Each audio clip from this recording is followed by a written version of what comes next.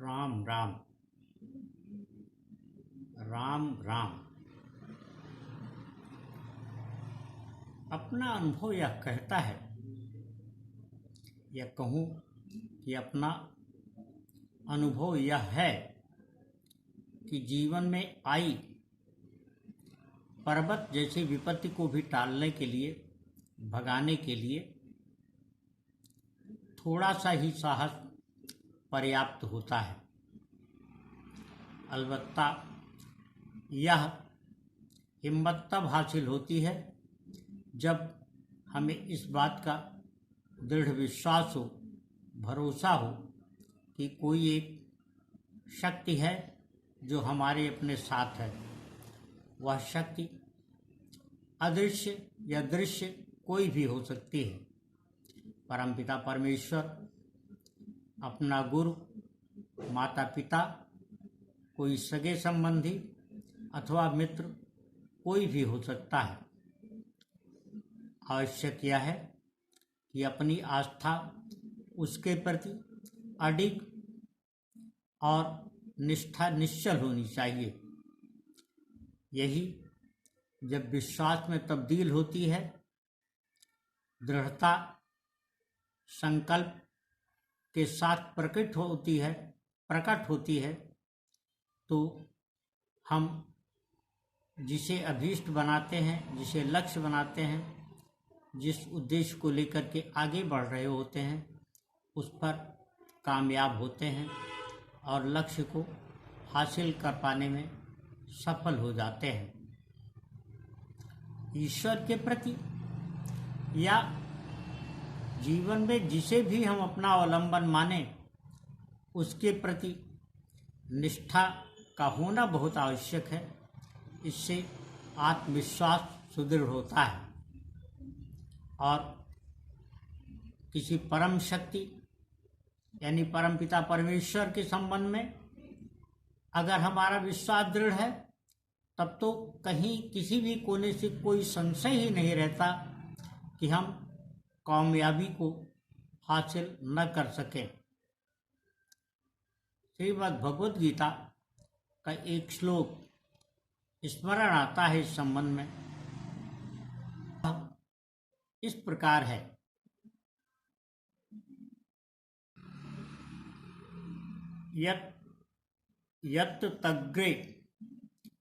यत् दग्रे परिणामे मृतोपमम्, यत् दग्रे विषम्यो परिणामे मृतोपम,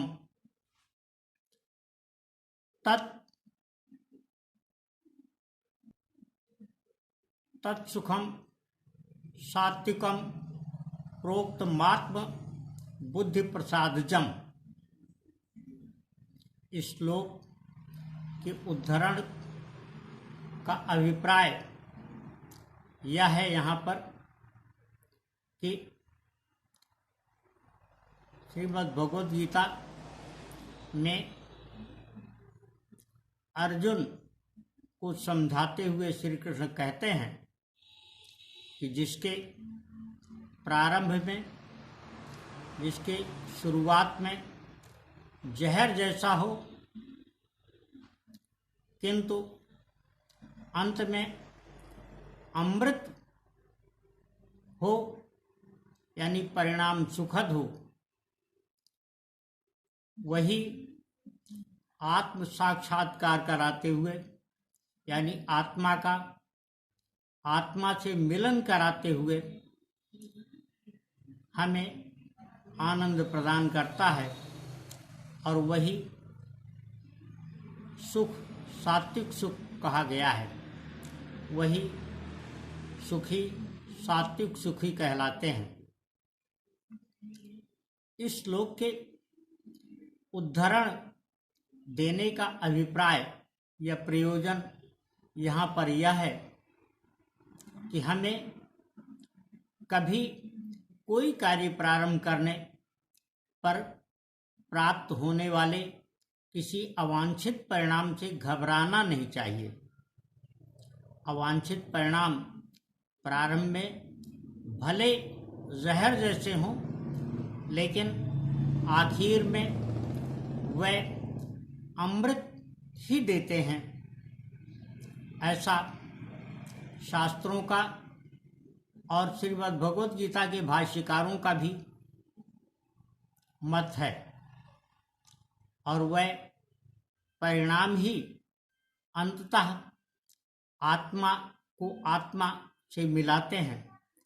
आत्मा जब आत्मा से मिल जाती है तो कहीं किसी प्रकार का कोई संशय नहीं रह जाता और हमारी एकाग्र चित्तता बनती है। लक्ष्य को प्राप्त करने में हम उसके प्रति विश्वस्त होते चले जाते हैं। श्रीमद् भगवद गीता के ही एक प्रसंग का उल्लेख यहाँ आवश्यक है। द्रौपदी के स्वयंवर में जाते हुए अर्जुन जब तैयारी कर रहे थे तो श्री कृष्ण ने उन्हें कहा कि हे पार्थ, तुम्हें ध्यान रखना होगा, जब तुम मछली की आंख पर अपना निशाना साध रहे होगे तो उस समय तराजू पर संतुलन बना रहना चाहिए। तुम्हारे पैर किसी भी तरह लड़खड़ाने नहीं चाहिए और आंख चिड़िया की आंख पर ही, आंख मछली की आंख पर ही केंद्रित होनी चाहिए। अर्जुन ने हंसते हुए पूछा कि प्रभु, जब सब कुछ मुझे करना है तो आप क्या करेंगे?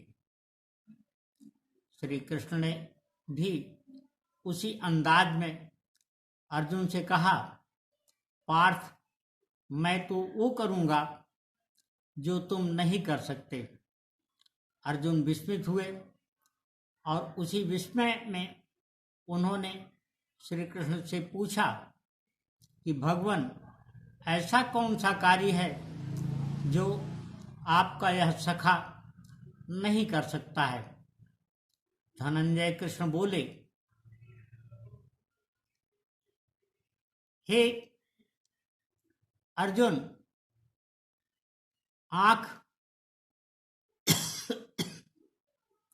जो मछली की होगी उसके प्रति छाया कड़ाही में खौलते तेल पर होगी। वह तेल अविचलित, अस्थिर और हिलता हुआ होगा। वह उबल रहा तेल जब अस्थिर होगा तो उसे स्थिर करने का कार्य मैं करूँगा।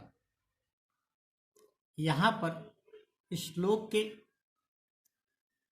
उल्लेख का प्रयोजन या अभिप्राय सिर्फ इतना है कि हम कितने ही निपुण क्यों न हों, कितने ही बुद्धिमान क्यों न हों, कितने ही विवेकवान क्यों न हों, हम कितने भी कौशल से पूर्ण क्यों न हों, किंतु सब कुछ हम ही नियंत्रित नहीं कर सकते। सब कुछ हमारे नियंत्रण में एक साथ नहीं हो सकता है। कोई एक परम शक्ति जीवन में ऐसी अवश्य होती है जो मनुष्य, विशेषकर उस मनुष्य जो एकाग्रचित्त होकर के अपने कार्य, अपने अभीष्ट, अपने उद्देश्य के पथ पर बढ़ रहा होता है, हमें मार्गदर्शित करता है, हमें आधार देता है।